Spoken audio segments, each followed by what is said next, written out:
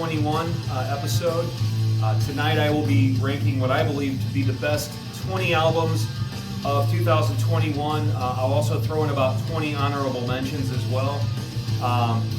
2021 was an interesting year in that touring started to kick back in.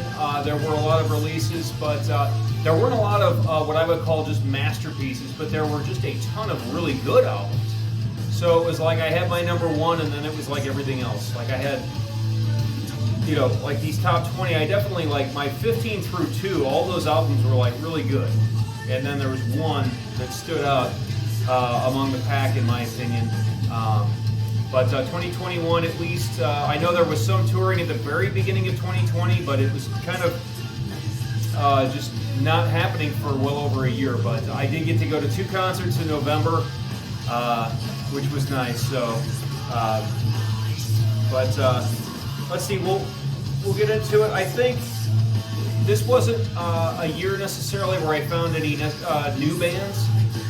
So everybody that I talk about, for the most part, unless it was a project of people I'm already aware of, it was pretty much the year of veteran artists. Guys that are, bands that are just adding to their catalog.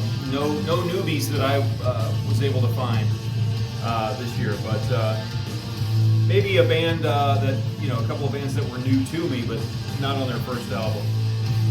But, okay, so let's just get right into it here. Having a little trouble with the music player there. Coming in, we'll just get started here. So again, I got 20 albums I've picked. I've got physical copies of all 20. And we'll just go from 20 down to 1, and then I'll go through the honorable mentions. All right, coming in at number 20. I'm a big fan of the guy. I'll try and put his picture up here, but I'm going with Ola Englund out of Sweden. With Starzinger. I believe this is his second full-length release. I know he has Master of the Universe. I gotta tell you, I like watching his show, and he's kind of a goofy guy that doesn't take himself seriously. So I guess the reason this is coming in at number 20, and he's autographed it, which is nice. And I'm always big on supporting Ola. I think he's a good guy, and he offers it. I would like to get a Solar guitar. I just enjoy his show and the fact that he's always showing the new types of gear. But I was just surprised and impressed. I guess that's why this is number 20. I was just surprised. He's really good. He is really good at composing stuff here. He's got some synthwave stuff. He's got a little bit of thrashing death metal stuff. He's got a bluesy song called Bluesy McBluesface. I think Belegma is my favorite. It's got a great solo by Jeff Loomis in it. Just a little bit of synthwave, some thrashing, you can tell his influences are John Petrucci, Dimebag Darrell, and Jeff Loomis, who's on here. The drums are good. This guy Delta Empire, he always dresses in a mask and a cloak, but he's providing the drums on here. But I just was listen to this, and it's got a variety of things. He doesn't really do the same exact thing twice on here. He's giving you about 9 different styles. Instrumental. But I was just impressed. So way to go, Ola. This is good stuff. I don't know too much about Feared. I know The Haunted, is like a groovy, thrashy death metal type band. And I think Feared is in that thrash death thing. But this is not, it has elements of that, but this isn't that. This is more of his melodic, dare I say, progressive side. And he's a really good soloist too. But so there you go. Coming in at number 20. Starzinger from Ola Englund. All right, coming in at number 19, we're staying in Sweden, and we're going with Soen Imperial. I didn't get into this album until later in the year, but I think it came out in January or February or sometime early on. I like their earlier releases. I can't pronounce the one. It's got a rhinoceros on the cover. It's got a strange name to it, but Tellurian, I think, and that's got a song on there. I think it's called The Hours. It's great. And then I love Lycia. That album is great. And they followed it up with Lotus, which was really good. I don't know if this album is as good as those, but it's still good, and it has grown on me. And this is them more streamlined. their best production. It's very crystal clear, precise. These songs they're not stripped down necessarily. They're just less overly progressive and more straightforward in their structure. But the singer's great.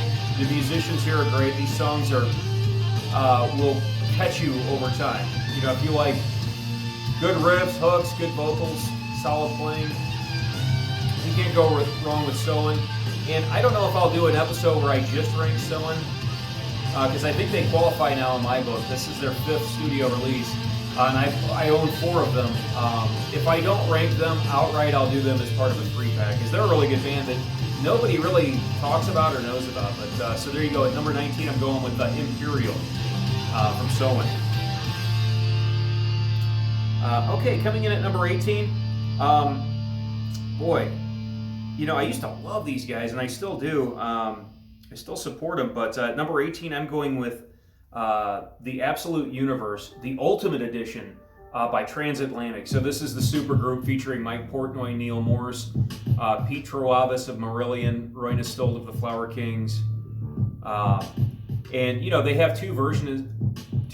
I think there's Forevermore is the double disc, and I think it's the one disc one that Neil wanted. Well, Mike Portnoy decided, hey, let's mix the two together and make one big thing called the Ultimate version. And I thought, well, and you can only get it on Blu-ray, so that's why this one's on Blu-ray and not on another format. But it is so lengthy.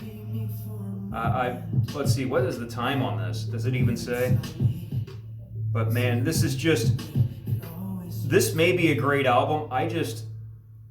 It's just so much music. It's so much. It's hard to get through the whole thing, but it's really well produced. I feel like I've heard a lot of this stuff before from them on their previous albums, but I still think it's a really awesome achievement. You know, I was a fan. Again, here's a band that this is their 5th album. I could do a ranking of them. I kind of did a mini ranking of them when I did a Supergroups episode. But I would say that, you know, this is really good. I just think there was a time when I really was into them, and that was the last decade, or the 2000s, the aughts. You know, I love, it's between Bridge Across Forever and The Whirlwind, which is my favorite. And that first album with the song All of the Above and all that stuff was great, Mystery Train. Then Kaleidoscope, I don't know if my taste changed or if it sounded like they were repeating. And this album is like a really glorified version of that. But you know, of their 5 albums, I would probably put this 4th and Kaleidoscope 5th. And the first 3 are really stand on their own, but that doesn't mean this isn't great. And if you've never heard the band and you jump on here, you might love it. It's just total positive sounding, melodic, progressive rock. I mean, this is not metal necessarily at all, and it's just very, you know, nice songs strung together in a big, long, epic kind of way. So there you go. Coming in at number 18, I'm going with The Absolute Universe, the Ultimate Edition by Transatlantic. Okay, coming in at number 17. I actually, this was part of a ranking earlier in the year, and I'm a big fan of this dark ambient music. But I've got The Wanderer's Dream from God Body Disconnect. This either came out in March or April, somewhere in the spring. And this was his 5th release as God Body Disconnect. I think I ranked it 4th. Maybe I ranked it 5th. Maybe it did come. It was either 4th or 5th. I like it. This was his first like positive sounding album. Like, it's not really dark. You know, he doesn't do really a lot of the spoken word introductions. You know, Dreaming of My Former Self, Beckoning to Crossover, you know, Who I Was Is Not Who I'll Become. This is him shedding some demons in his life and just getting to a better place and feeling better about things. And so this was surprisingly positive for him. Usually his music is dark and cinematic, and sometimes it's dark and cinematic and personal and dark. And this one was deep and positive and cinematic, but like not dark, but more deep and lush and just really meditative. You know, classic God Body Disconnect, but probably the most different of the albums he's done to date is this one, just because it's so much. It doesn't lean on that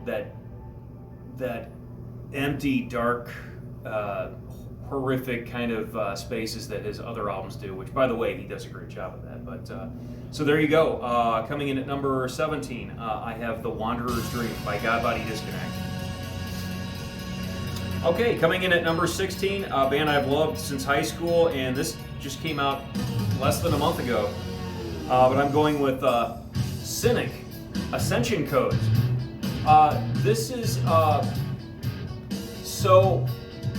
This is a different lineup. This is Paul Masvidal running the show, but obviously, you know, the tragedy of Sean Reinert and Sean Malone in 2020 and no longer being with us. And, you know, so now he's got Matt Lynch of Trioscapes, and I'm not sure who else he's played for in the past. I think he played for Returnaut on a tour. And then you've got a synthesizer keyboard player doing the bass lines and playing some keyboard solos too. And this is classic, that lyrical content that Paul loves, which is like, you know, your DNA and space, and we're just carbon, you know, we're just made of water and carbon, and you can put our bodies, the matter of our bodies, on the tip of a needle, and we're just spirits here moving through the universe. You know, it's a cool kind of vibe, and it definitely comes to fruition here. The first album is a classic focus. They came back 15 years after that with Trace the Narrow, which is kind of a classic. Then Kindly Bent to Free Us in 2014 after an EP in 2011 was, I'm gonna be honest, it was disappointing. I did not like the album. I liked 2 songs a lot on it, maybe 3 I liked overall, but the album overall, I didn't like the production style. Didn't like that album, did not like that trend, and here we are 7 years after that. This album is closer to Trace the Narrow. It's not as good as Trace the Narrow, but it's still good. It's probably their 3rd out of their 4 albums. I would rank this 3rd. And it's good. It's, like I said, it's more of a return to form. It's still different. Cynic never really repeats, but it's not like Kindly Bent to Free Us. It's closer to a Trace the Narrow, carbon-based Anatomy, somewhere in there, but yet moving forward with things, with a different lineup, so you're not going to get Sean Malone bass lines here. But it's still good. You know.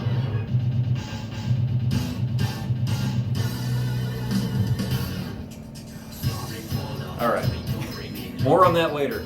But there you go. So I guess I'll keep moving here for purposes of time. But coming in at number 16, I've got the latest one from Cynic, Ascension Codes. Okay, here we go. Number 15. Huge fan of the band. Ranked them before this came out, but I'm going number 15. I'm going with I think it's Exidium by Pestilence. So death metal from the Netherlands. Just a big fan of Patrick Mamelli. Once again, he's got a different lineup. I think he's never had the same lineup on back-to-back albums. It's no different here. He's got a whole new cast here, but this is just good, crystal clear production, just good, aggressive, classic style death metal, Pestilence fashion. You know, Morbus Propagatium Deificus, Sempiternus, all these songs, just classic Pestilence. So I ranked them already, and at that time they had 8 albums. They had 4 from their early days and 4 since he resurrected the band. Well, this is the 5th since he resurrected the band, and it's tough to know where to rank it. They don't have a bad album, but I think I figured this is, of the new 5, this is like probably the middle. I think this is maybe better than Resurrection Macabre and Doctrine. But I don't think it's quite as awesome as Obsidio or, oh my god, the one that came out in 2017, Hadeon. But it's still good. So I would probably put this 7th of 9 if I had to re-rank them. This would probably slot in at 7th of 9. But that's, 7th of 9 is of a great classic death metal band, one of my favorite death metal bands. Good album. Coming in at number 15, Pestilence with Exidium. All right. Number 14, these guys never put out a bad album. Everything they put out is good, of high quality, and I'm going with, is this like their 19th album, 20th album? But I'm going with Scalagrim, Into the Breach by Glasshammer out of Chattanooga, Tennessee. Just another awesome album from them, a long, epic album. Their heaviest album, I want to say. I hear 7-string guitars. They've got a new female vocalist. Anthem to Andoreth is heavy and catchy. I'm hearing 7-string guitars on Cell Sword and other songs. and it ends the writing on the wall, and I think Hyperborea might be my favorite. That sounds like Rush, like Xanadu era Rush. And they've got these instrumentals in the middle of the album that sound like Tangerine Dream. And oh, by the way, Tangerine Dream has an album called Hyperborea, and they just happen to have a song on here called that as well. But yeah, Glasshammer, they never disappoint. I think I have everything they've done, almost everything they've done since like 2000. And the reason I don't have their early stuff is because it's long out of print and hard to get a hold of. But so there you go, coming in at number 14. Just really good, epic progressive rock, but this is heavy prog. And it's a continuation of their album from 2020, Dreaming City, which didn't make my top 10, I don't think, but it was like an honorable mention. It was like number 12 or something. And here we go again. My number, 14? That's what Glasshammer are. They're that band that's always going to put out one of the stronger albums of the year. That may not be the masterpiece of the year, but it's always something you're going, like, I don't know why I'm surprised that they put out yet another awesome album. But so there you go, and it's like 70 some odd minutes too. So there you go, number 14, Glasshammer with Scalagrim. Okay, what are we at, 13? Oh, did I mention this guy already? He's in here twice. He's that prolific. I'm going with God Body Disconnect again, this time with The Dormancy, which I believe came out in November. Man, if you thought his one from the spring was more positive, like he'd beaten his demons, this one sounds like he's fallen off the wagon, or he's back into that dark headspace again. This album is dark. His spoken word pieces on this hit me more so than even the classic ones he did in the beginning. He's just, some of the things he says, and it's like through this analog VHS quality, so it's very analog and grainy. But man, Infernal on here. If I can find a way to get it at the beginning or the end of this when I do post-production, I'm going to try and get some of his music to make its way into this episode. But he's just really good. Masks Between Mirrors. So it starts out with two hollow, dark tracks that are just kind of nightmarish, and then it just opens up in his classic dark, deep, meditative. It's dark, but it's relaxing and everything else. He has this knack of doing that. So this is his 6th album now, and I'd have to say if I ranked this one, it would be top 3. This one would move up, be up there with The Mist Between Mirrors and Sleeper's Fate. I think this one would be 3. I really like it. It's tough to find this at 13 because I'm really digging it right now, but it did come out a little later in the year. But there you go, at number 13, his second addition to the list, The Dormancy by God Body Disconnect. Big fan. So number 12, this is a first-time project by, I'll just show it, Underwater Sleep Orchestra. The Night and Other Sunken Dreams. So this is a collaboration between City's Last Broadcast out of Sweden and, guess who? God Body Disconnect, aka Bruce Moallem of New Jersey. So God Body Disconnect has now made the list 3 times this year. This is it's 2 discs. The first album is a nightmare, and the other one's more of a nostalgic dream sequence. Midnight Sinkhole, The Gnawing, The Mechanical Hour, Sink Slower, and then the other side, the great songs are like A Dock of Departing Ships, Blurred Oceans, The Inconsolable, Dreamt Within the Belly of a Deer. It's just really good stuff. Double disc, all recorded analog on VHS tape for some sort of analog quality they were going for. It's just kind of blew me away. There were some good dark ambient entries from the Crowd Chamber label, and God Body Disconnect was a part of, so far, 3 of them. His 2 releases and then this awesome collaboration.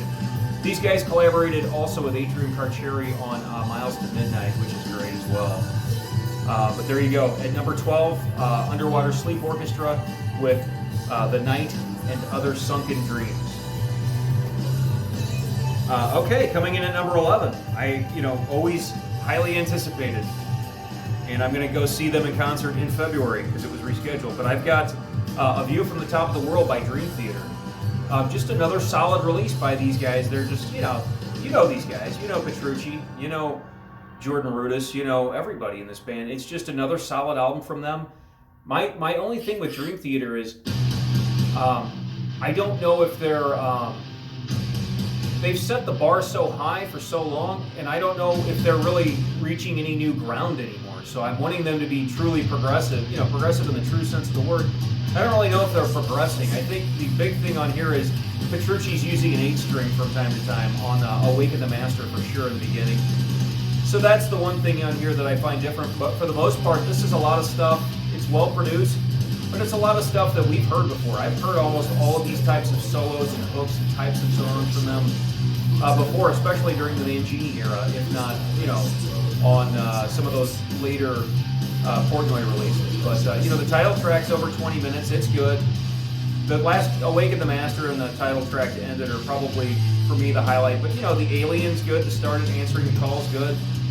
Invisible Monster, Sleeping Giant, you know, probably the one weak one, but they always do that one super melodic one, positive melodic one is Transcending Time. But, you know, it's coming in at number 11. But I think the only thing that hurts this is that I've been listening to these guys forever. It takes a lot to impress me based on what they've already done. You know, I've ranked these guys already. I don't know where I put this in their catalog. It's certainly better than Distance Over Time. I was not a fan of that. A lot of people liked it, but I just thought it was a play it safe album. They tried something super creative and interesting, and they took a chance on the astonishing, and their so-called progressive fans hated it. So they played it safe and went back to Distance Over Time. So this is better than that, in my opinion. This is probably, of the 5 albums they've done with Mangini, this would be like the middle, like the third of those 5. Probably not as good as A Dramatic Turn of Events, but, you know, somewhere right behind that. So there you go, at number 11, A View from the Top of the World by Dream Theater. All right, coming in at number 10, this is an album I've been jamming on a lot the last couple of weeks. Out of Munich, Bavaria, Germany, I've got A Valediction by Obscura. Probably the best technical death metal band I can think of. Just, you know, Stefan has revamped the lineup again, but he's revamped it by bringing in guys from the Cosmogenesis Omnivium era. So you got your own Paul Thessaly playing fretless, like 7-string fretless bass. He was in Pestilence for a couple of albums over the years. You bring in Christian Munzner back as well. So you've got 3/4 of that classic lineup of Obscura. David Diepold is on drums. I'd never heard of him before, but it sounds like you don't miss a beat. I love their last guy, Sebastian, but this guy seems like he can hold his own. They don't go produce with, I forget his name, the guy in Dark Fortress. They don't go back and produce with him for the first time, but they go up to Sweden, at least for guitars and vocals. And they produce with Fredrik Nordstrom, who's done all of those classic thrash and death metal albums up in Sweden. And so that was cool. And this is like a variety hour for Obscura. It's totally Obscura, but they do they give you different looks. Devoured Usurper, if we get to it, you'll hear it later, but it's just a good mix of everything Obscura do and a few new things. There's even a clean vocal by Bjorn Strid of Soilwork on one song. You know, Orbital Elements too, so they give you an instrumental that's a callback to an earlier song. So just a lot of good stuff on here. So there you go. Number 10, I've got A Valediction by Obscura. Okay, coming in at number 9. I ranked these guys earlier in the year too, but this album is good. That would be Fortitude by Gojira. So when I ranked them earlier in the year, I think they had 6 albums out. I figured out where this would be. This would be their 5th of 7. It's good. It's just tough to beat all those classics that they've been releasing. But the only thing I knew about this was they had just released the video for Born for One Thing right when I was doing that other episode, and that sounded good. I think Sphinx, which we will hear shortly, is my favorite on here. But you know, Another World. Actually, I guess we all heard Another World before that. But just more classic. I love these guys for their heaviness. But I love them for their rhythm and their willingness to be experimental at times, but just their good aggression, but it's just the rhythms that they come up with. And I also saw them in early November. It was my first concert in over 2 years, like a little over 2 years, Gojira. So that was cool to see them, and they brought it home live, especially with this album. Made me like this album a lot more. I like this album, but much like Dream Theater, I was just like, man, they set their own bar so high. And this was the first time where it didn't sound like they changed their sound much. I thought on Magma they shifted into like a voivody kind of thing, which was completely different from L'Enfant Sauvage, which was completely different from The Way of All Flesh, which was an even more bigger improvement upon the one from '05 with the flying whales on it, which I've drawn a blank on the name of it. But they'd been on this roll, and this time it sounded like they were doing a lot of things we'd already heard, but it's still really good. So there you go. Coming in at number 9, I've got Fortitude by Gojira. Okay, coming in at number 8, I've been trying to digest this album, and we're listening to Starchasm from it, but we're talking The Puzzle from Devin Townsend. Finally came out. It was delayed forever.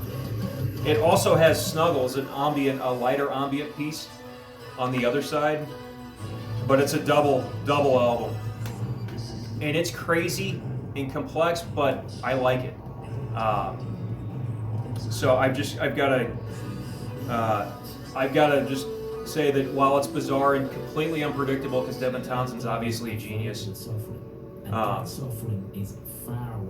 just a bizarre, unpredictable album. It's chaotic ambience, but it's not chaotic in a way that hurts your head. It's just strange. But you can absorb it all. It's just a strange ride. You just don't know what's going to happen. And then Snuggles on the other side, I've really enjoyed. That's just a good ambient, meditative piece that's more pleasant, easier to relax to. So yeah, while I don't pretend to understand the ins and outs of it, and he's got another album coming out in the spring. That's going to be more like, I guess, rock-based, so to speak, maybe closer to Empath or something he's done before. This is the sort of the appetizer for that. It's a 2-disc appetizer of just strange experimental ambience. But I can tell that he's brilliant. So there you go. What is this, number 8? So coming in at number 8, I've got The Puzzle from Devin Townsend. And I'm going to have to take a break here real quick because I'm running short on how much I can film at once. So I will do this cheesy trick, but here we go again. We will be right back. Okay, and we're back. All right, so we've got, 7 to go, and then some honorable mentions here. So let's just keep going here. So coming in at number 7, an album that was recorded probably in 2019 and was supposed to have been released in the middle of 2020, but was held off. So you know what? We're going to rank for 2021. And a lot of people ridicule it and hate it, and I wasn't even a fan for a while, but once I started to listen to it, I really appreciate this guy. Speaking of brilliant people like Devin Townsend, number 7, I'm going with The Future Bites from Steven Wilson. King Ghost, we heard earlier. Love that song. It's not something I would normally listen to, but he makes you listen to music you think you don't like. 12 Things I Forgot, kind of like Electric Light Orchestra. Man of the People, I really like. That's a good one. Personal Shopper, we've been enjoying since the spring of 2020, but it's still good. Follower, Count of Unease is an awesome, beautiful way to end the album. Lots of bonus material on here too. Unself to Self is kind of poppy, but kind of not bad. Eminent Sleaze is definitely pop. I feel like he's been channeling his inner Prince on some of this, but that poppy stuff is somewhat limited. I mean, King Ghost, 12 Things I Forgot, Man of the People, Personal Shopper, Count of Unease. It's all good stuff. So, for purposes of keeping it moving, I would encourage people that hate this album that he's still brilliant. I don't hate this. I would rather hate the album because I hated his direction than hate it because I felt like, oh, he's just going through the motions again. He's run out of creative. He's run out of his creativity. That's not the case here. I love this direction. And since this, he's reformed Porcupine Tree. Apparently, they're going to be touring next year, so that's kind of cool. So maybe he's taken his solo thing as far as he can stretch it at this point. With this, his 6th? I mean, if I ranked his solo stuff, this would come in last, but not because it's bad. Just stylistically, it's different. But it's coming in at number 7 because he's brilliant. Anything Devin Townsend or Steven Wilson do, I check out for sure. So there you go, number 7, The Future Bites. All right, coming in at number 6. It's been a long time, and they did not disappoint. Liquid Tension Experiment 3, the classic lineup of basically Dream Theater with Tony Levin of King Crimson. Mike Portnoy's Extreme Theater, but I just love these guys in this setting. I just feel like I would rather listen to John Petrucci play his guitar solos in this style over Dream Theater at this point. It was such a welcome, I was just so welcoming of his style on here. I love when he and Mike, the fact that they're even jamming together anymore. Now this is the second time they've done that. It's just so awesome. We'll probably hear one of the songs from this at some point here, but Hypersonic, Beating the Odds, Liquid Evolution, The Passage of Time, a callback to the first album, Chris and Kevin's Amazing Odyssey, Rhapsody in Blue, Shades of Hope, Key to the Imagination, and then there's a bonus disc called A Night at the Improv where they literally just piece together a bunch of awesome just improvisational jams, which is what they do best. They just write and go. They don't think too much about it, which I just love that approach. Love this album, love this band so much. So glad they got back together after like 22 years. Or 22 years between releases anyway. But there you go. Number 6, Liquid Tension Experiment 3. All right, coming in at number 5. Nobody knows him. I love him. I ranked him already. Canvas Solaris, Chromosphere. This is just highly layered, densely technical, progressive instrumental music. We might hear Zero Point Field later. Extra Solar Biosignatures, awesome. Hidden Sector, False Vacuum. Just 6 tracks, 50 minutes. Just awesome stuff. These guys broke up in 2010 after releasing their 5th album. So it was 11 years in the making, but this one's classic. I don't know where I'd rank it out of their, now that they have 6 full lengths, but I would think that it would probably be 3, number 3 at least. It's probably their most complex, so in that regard it should be number 1.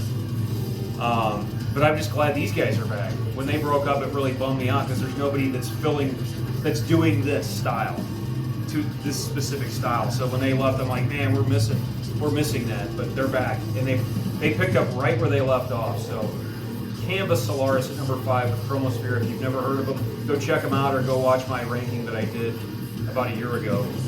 There you go. Canvas Solaris with Chromosphere at number 5. Okay, number 4, what can I say? Guilty Pleasure, but it's an awesome album. These guys are just awesome, and they play death metal the way I like it. Necrosaurus from Asphyx.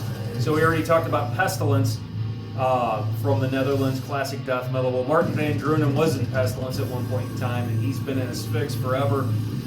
And this album is just barbarically awesome. This has a lot of a bolt thrower feel to it, very warlike, and I love that they don't play to a click track. They want their drummer to be kind of loose. You can feel them slow down and speed up a little bit, and you don't want perfect takes on the guitars. You want it raw, you want it loose, no clicks, but just great. Their guitar tone is just like, if there's a better death metal guitar tone as far as just crushing, let me know, because the sound of this band, and Martin Van Drunen is my all-time favorite death metal vocalist. He's just great. He seems to get better with age. We heard Knights Templar Stand earlier. I was almost going to put the Nameless Elite on here, as opposed to that. Mount Skull, Molten Black Earth, The Soul Cure is Death, Botox Implosion, the title track Yield or Die, In Blazing Oceans, 3 Years of Famine, some great doom on here too. So, number 4 for me, Asphyx, Necrosaurus. I ranked this with their list. It was pretty high up there. And at the time it was new, but it just felt like an instant classic. So there you go, number 4, Necrosaurus from Asphyx. All right, coming in at number 3, not death metal. I shouldn't be surprised, but this album's great. From the UK, from England, I've got Frost with Day and Age. These guys are like neo-prog, poppy, progressive rock, super clever, super catchy. People that don't like the music I like hear this and you're like, ooh, what's that? That sounds really good. I'm like, it does sound good. The title track, Day and Age, is an instant classic. I think we heard Waiting for the Lie earlier, Terrestrial, The Boy Who Stood Still, Island Life is great. It's just really all good. Kill the Orchestra. For purposes of speeding it up here, but I would just encourage you to go check this out. They've got a bonus disc that's all instrumental versions of these songs, but man, just super catchy. But it doesn't mean the songs are short, or like they just go for a radio hook. They're just really well written, and they always write good stuff. Forget the last album, Falling Satellites was great. Million Town, there's another one from like 08 or 09 that's pretty good. Experiments in Mass Appeal. Everything they release is always of quality. And you're guaranteed songs that you're going to be like, man, that was catchy. You got to hear it again and again. So there you go. Number 3, big surprise, but Frost, Day and Age. Huge surprise at number 2, because I never really knew what to think of the band. I mean, I knew they were talented and I liked some of their stuff, and I have some of their albums for sure, but Between the Buried and Me, Colors 2. I got into these guys way back in 07 when they released Colors. And I think they were touring with Dream Theater. That's what it was. They were one of the opening bands for Dream Theater in like 08. And that's when I kind of discovered them. And I always liked them and respected them, but I couldn't quite totally get into them. I didn't quite get it. But then they did the Parallax 2, which I was like, well, this is good. And then they did the Coma Eclipta. I'm like, well, that's good. And then they did the Automata 1 and 2, and I was like, well, this is good. And then for my money, this is just so colorful. This is everything under the sun. You know, one of these new bands like Haken, or who else am I forgetting? But just one of these like next level new wave of these bands that grew up on Dream Theater just play so technical. They play every single style, and they do nods to the 80s like Haken did a few years ago. We heard The Future Is Behind Us. We heard that earlier. Just watch the video for that. But just all kinds of incredible stuff. I just listen to this, sit back and listen to it, and I'm just like, wow, these guys are just incredibly talented. So big fan of this, and I think I'm not familiar with their first 3 albums up through Alaska. I'm gonna get familiar with them. We might see a Between the Buried and Me ranking at some point. So there you go. At number 2, Colors 2 by Between the Buried and Me. And at number 1, the one true masterpiece in my opinion, and I saw them live in Nashville about a month ago, not even. Wearing the shirt, but Hushed and Grim by Mastodon. It's a double studio disc, 86.5 minutes, 15 songs. Everything is good to great. We heard More Than I Could Chew to open this thing. Sickle in Peace, Tear Drinker, Had It All, Savage Lands, Gobblers of Dregs, Eyes of Serpents, Pain with an Anchor, The Crux, The Beast, just Pushing the Tides, just all kinds of awesomeness. Bron Daylor is just an incredible drummer and an incredible singer. Troy Sanders has that bellowy voice. They complement each other perfectly. Brent sings less on here. He only sings on 2 tracks, lead vocals, but I like when he chimes in, and you know he's writing a lot of riffs along with Bill. They were so awesome live. I saw them with Opeth, co-headliner show at the Ryman. Historically, I tell you I love Opeth more, but I would say that night that Mastodon just brought some excitement. They had a set list that was so unpredictable. It was like a ton of deep cuts and a ton of tracks from this, and it all worked though. I was just like, wow, I didn't see that set list coming, and that ruled. So there you go, and what an awesome album cover. But there you go, number 1, Hushed and Grim by Mastodon. So real quick to re-rank, I'll try and hold these up one more time to give them a little bit more love here. But at number 20, you've got Ola Englund with Starzinger. At number 19, you got Soen with Imperial. At 18, The Absolute Universe, the Ultimate Edition by Transatlantic. 17, The Wanderer's Dream by Godbody Disconnect. At 16, Ascension Codes by Cynic. At 15, Exidium by Pestilence. At 14, Scalagrim, Into the Breach by Glasshammer. At 13, The Dormancy by Godbody Disconnect. At 12, The Night and Other Sunken Dreams by Underwater Sleep Orchestra. At 11, A View from the Top of the World by Dream Theater. At number 10, A Valediction by Obscura. At number 9, Fortitude by Gojira. At number 8, The Puzzle by Devin Townsend. At number 7, The Future Bites by Steven Wilson. Number 6, Liquid Tension Experiment 3, we're listening to Liquid Evolution. Number 5, Chromosphere by Canvas Solaris, I think they're coming up next. At number 4, Necrosros from Asphyx. At number 3, Frost, Day and Age. At number 2, Colors 2 by Between the Buried and Me. And at number 1, Hushed and Groom by Mastodon.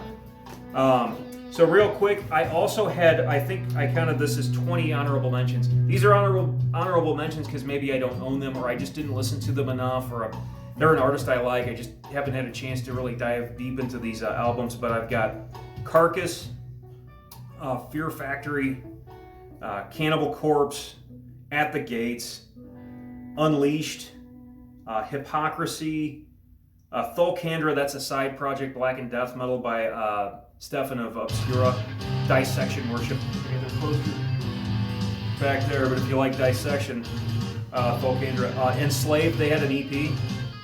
Exodus, classic thrash. Here's Camus Solar.